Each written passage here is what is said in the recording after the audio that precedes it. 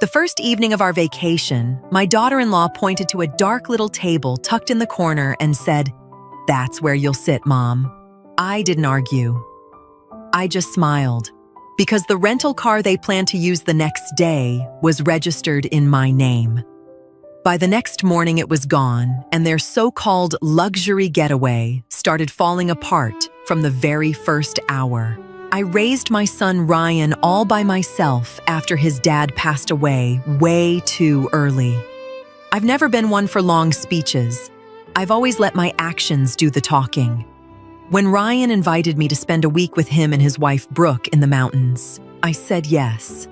But the very first night at the hotel, the vibe shifted hard. We walked into the dining room and Brooke made a beeline for a tiny table shoved way back in the shadows, far from the nice window table where she and Ryan were sitting. "You can sit here." "Helga?" "I mean Mom," she said, without even looking at me. "We need some time tonight just to talk about our excursions and stuff."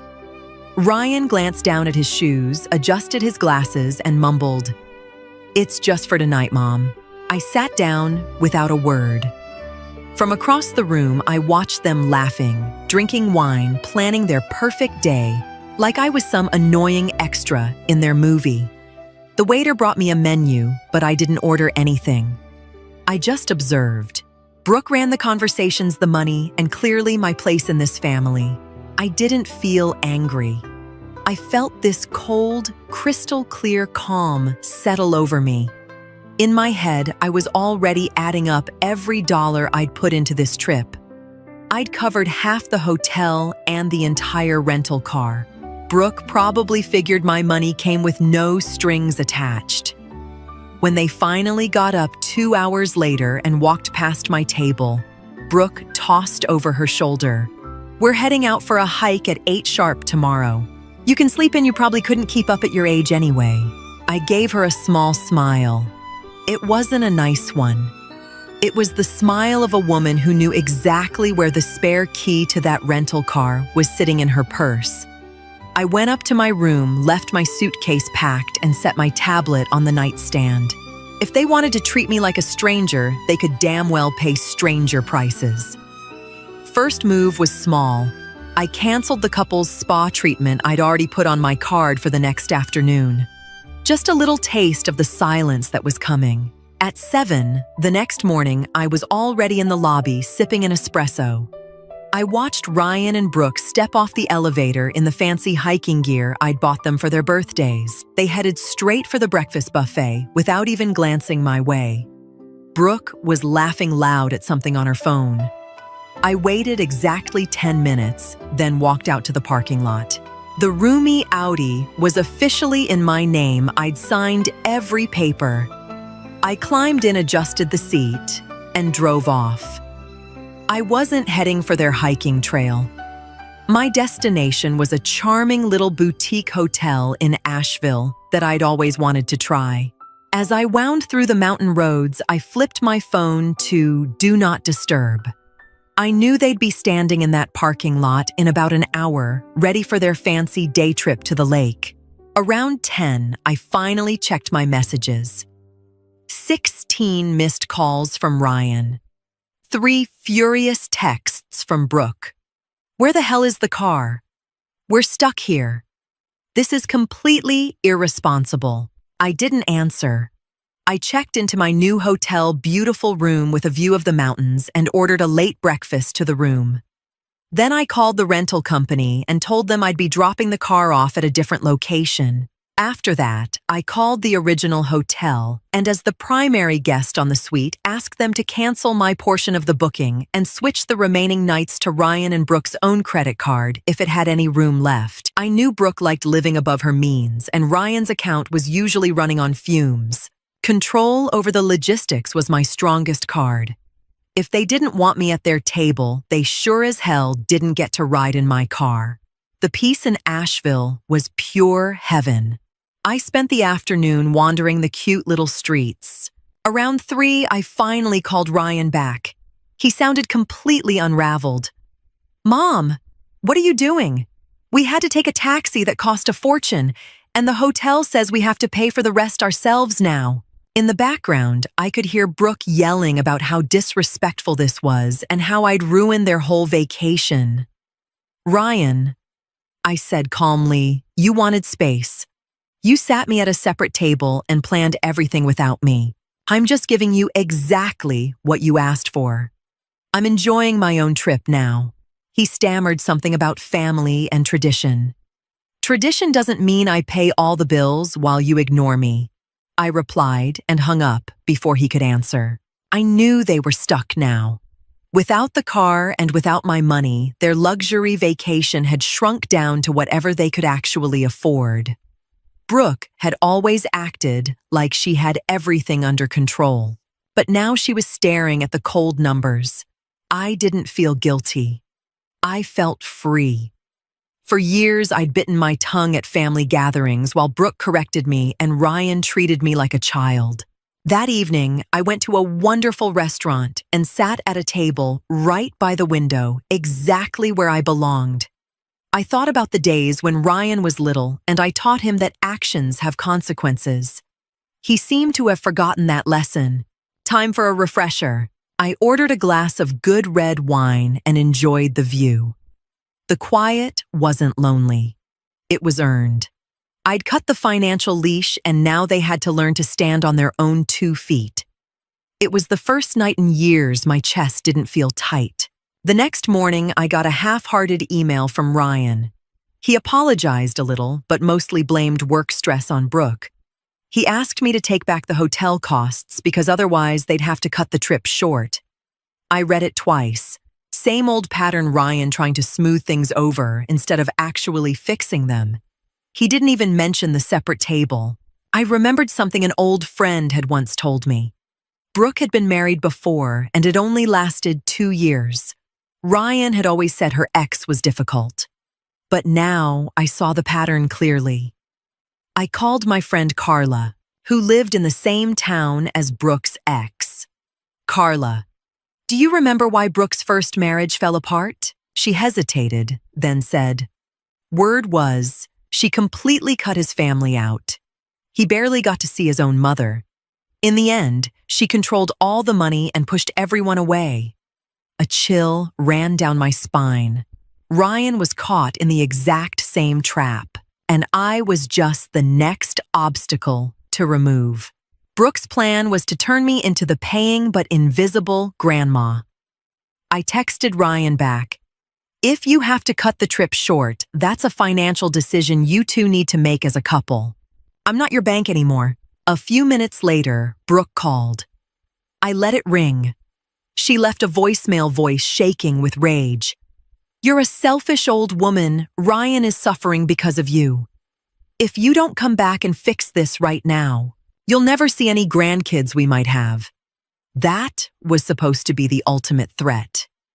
She didn't know me very well. Threats only work on people who are scared. I wasn't scared of being alone.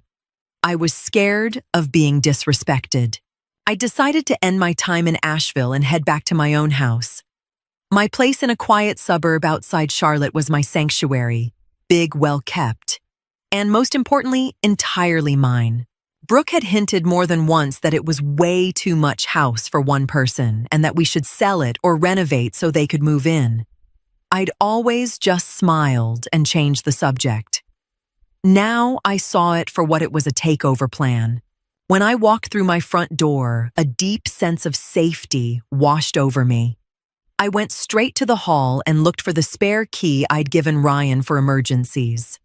I knew it was hanging on their key rack. I called my friend, who's a locksmith.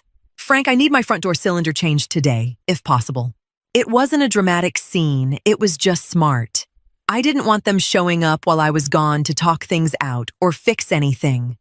While Frank worked on the locks, I made myself some tea and thought about the couple $100 a month I was still paying for Ryan's insurance and phone plan. Little things add up. I logged into my online banking and with a few clicks canceled every automatic payment. It wasn't revenge. It was self-respect. If Brooke thought I was a burden, she could stop carrying the burden of my financial help too. When Frank finished and I held the new solid key in my hand, I felt like the rightful owner of my life again, for the first time since my husband died. Ryan and Brooke would be back from the mountains in 2 days. They'd try their old key in the door and learn the old rules no longer applied. 2 days later, I heard a taxi pull up outside. I was sitting in the living room reading. I listened as car doors slammed and Ryan's heavy footsteps crossed the porch. Then the metallic sound of a key sliding into the lock. It didn't turn. I heard him swear. Brooke tried next. The lock stuck. Ryan push harder. I stood up slowly, set my book down, and walked to the door. I opened it just a crack, kept safe by the chain. Ryan looked exhausted. Brooke's face was flushed red. "Mom, what's wrong with the lock?"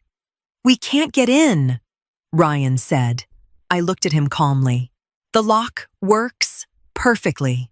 I had it changed." Brooke gasped. "Have you lost your mind?" "We came to talk this out," I answered. "We said everything that needed saying back in the mountains. You showed me where my place was. Now I'm showing you where yours is outside this house." Ryan tried to wedge his foot in the door. "Mom, please, we don't have money for another hotel. And Brooke's a wreck. Then go back to your apartment," I said evenly. "But I haven't sent the rent money for this month yet, have I?" Brooke screamed. "You can't do this. You promised to help us." I closed the door without another word. I could hear her kicking the wood outside while Ryan tried to calm her down. It was an ugly sound, but it didn't touch me anymore. I went to the kitchen and made myself dinner. The days of arranging my life around their comfort were officially over. They'd thought I was a constant they could ignore whenever they felt like it. Now they were learning that a constant can also become a wall when you treat it wrong. The next few days were full of texts and calls, not just from Ryan, but from relatives Brooke had fed some twisted version of events to. My sister-in-law called asking why I'd put the kids out on the street. I calmly explained the restaurant table and the financial dependence. "If you think that's okay, feel free to lend them the money yourself," I said. After that, the calls stopped. On Friday, Ryan asked to meet on neutral ground at a cafe downtown. I agreed. I wanted to see if he'd learned anything. He was sitting alone when I arrived, looking pale. "Brooke's at her mom's," he said quietly. "She says she can't live under the same roof as someone so calculating." I sat down and ordered a coffee. "Ryan, I'm not calculating. I'm consistent. You watched her treat me like I was invisible, and you said nothing to keep the peace. But my peace was the price." He rubbed his face. "I know. I was a coward. But she put so much pressure on me. She controls everything, Mom. Even my paycheck goes into her account." That was the moment my pity almost came back, but I pushed it down. "You're a grown man, Ryan. If you let her control you, that's your choice. But I won't let her control me through you." I slid an envelope across the table. Inside weren't dollar bills. It was the cancellation notices for every bill I'd been paying for him.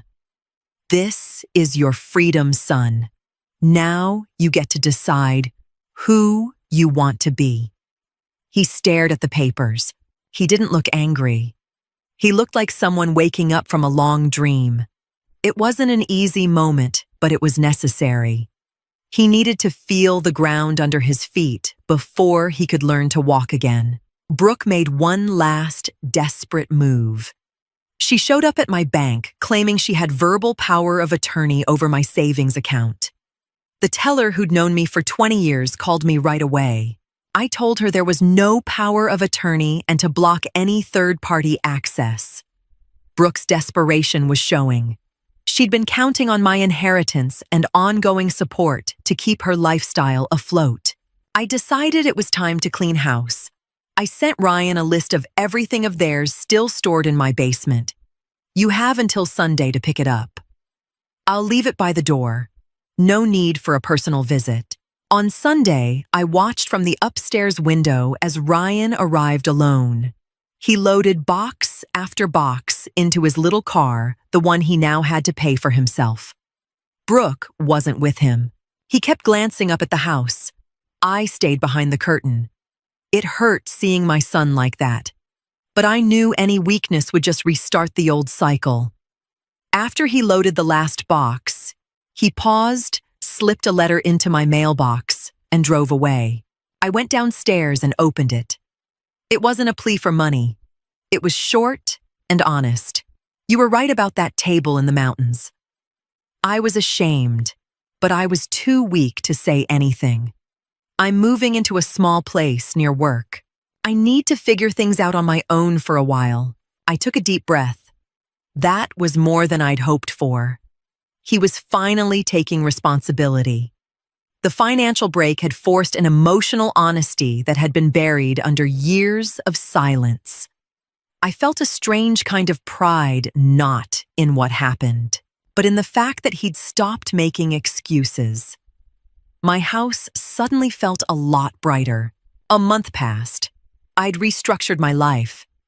I joined a local hiking club this time with people who actually wanted me around. I realized how much energy I'd wasted tiptoeing around Brooke's moods. My bank account was breathing easier, and I put the extra money into a new heating system for the house. It was an investment in my future, not someone else's whims. One afternoon, Ryan called. He sounded different, stronger. "Mom, I filed for divorce," he said, without preamble. I held my breath. "It wasn't just because of you." I finally saw she was treating me the same way she treated you, just more quietly. I was just a means to an end. We talked for a long time that day, not about money, not about blame, but about life. He didn't ask for help. He told me proudly that he'd cashed in some overtime to cover the deposit on his new place. I invited him over for Sunday dinner, but only on one condition, I said.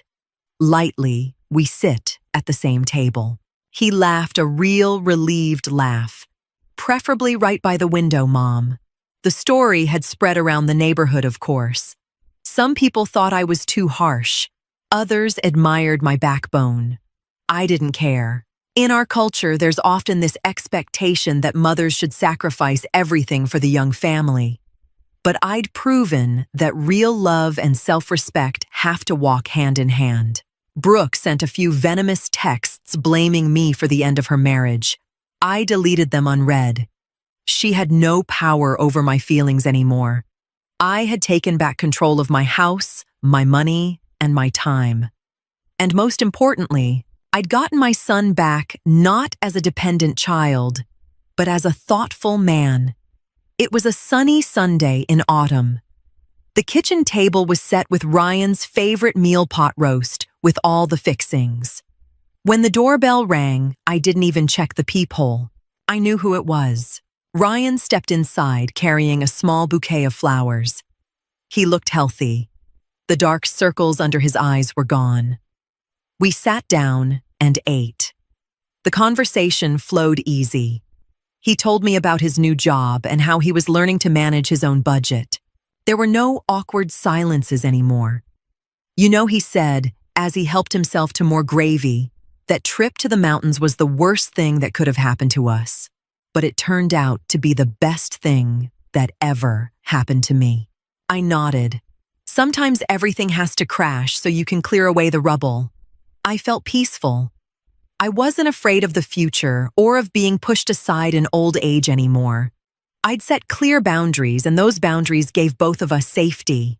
After dinner, we took a walk in the park. The leaves were turning gold, and the air was crisp. I thought back to that first night when Brooke had tried to make me invisible. In the end, she was the one who disappeared from my life. I was still here, rooted firmly in my own reality. When we said goodbye, Ryan hugged me tight. "See you next Sunday, Mom."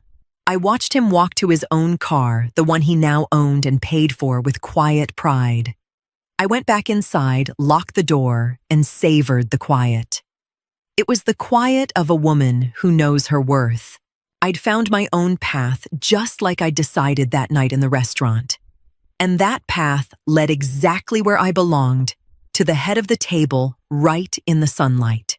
You only truly understand someone's value once you stop financing their disrespect. Thank you for taking the time to listen to today's story. I truly appreciate your comments, feedback, and thoughts. Don't forget to like, share, and subscribe to support the channel. See you again in the next stories.